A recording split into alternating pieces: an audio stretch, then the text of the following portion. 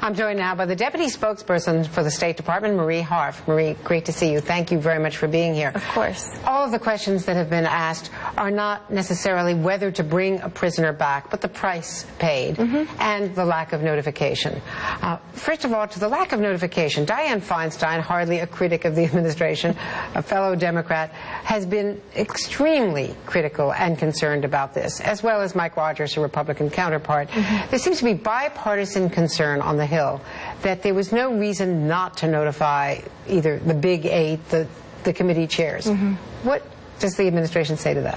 Well, I think 2 points. The first is that we were operating on a very short time frame here, that we absolutely assessed, that our military commanders assessed, that if any detail about this swap became public before it actually happened, that Sergeant Bergdahl's life would be in increasing danger. He was being held, as we've now seen, by a group that's ruthless, that we did not know what they would be capable of doing, and we were very concerned about his life, both for that reason and because of his health. Let me question you about that, because the bin Laden raid was completely briefed for 11 months, and in fact, in the 48 hours prior to the raid, was briefed to the top leaders. It was not, actually. It was not. The bin Laden raid was the only other time we haven't briefed Congress actually on an operation. In fact, that was claimed initially by Tom Donilon, in fact, in a conference with me a week ago. But since that time, Mike Morrell says that it was completely briefed. He was acting CIA director.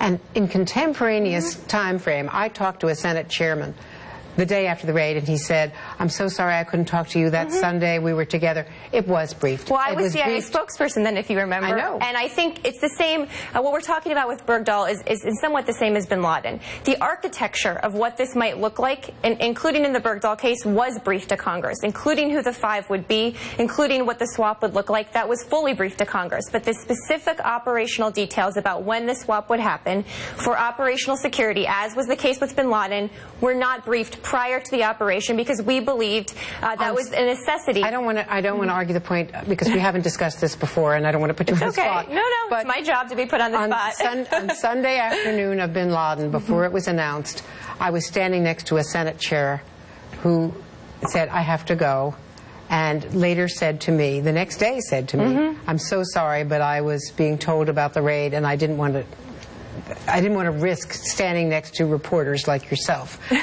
It was briefed to Senate leaders. I know this from Dianne Feinstein. I know this from Mike Rogers. Well, we can recreate history on bin Laden, but when it comes to Bergdahl, which is, I think, what's most important today, the architecture of this entire swap had been briefed and, quite frankly, was discussed publicly. But it was discussed. It was briefed back in 2011, in fact. And 2012 and 2013. And they leaders, in a bipartisan way, said, don't do it. Don't trade these 5. So the administration knew that they would be getting objections in advance. Is that why they didn't tell them? Not at all. It was entirely for operational security reasons. Look, we were aware of different points of view people had on this, but a few points on these 5 men and re-engagement with the fight. Under this administration, we have put in place very stringent processes to determine that we can sufficiently mitigate the risk that terrorists, if they, the possibility that these gentlemen will go back to the battlefield. It's not about trusting Qatar entirely. Obviously, we believe that they will uphold their end of the deal here. But as Secretary Kerry, my boss, said, we have a number of ways of keeping tabs on these guys once they're transferred. And under those rules we put in place, the very stringent rules, the re-engagement rate for Guantanamo transfers has dropped significantly from 18.6% in the Bush administration to 6% in this administration. So we believe that what we've put in place does help prevent Guantanamo detainees from returning to the fight. Absolutely.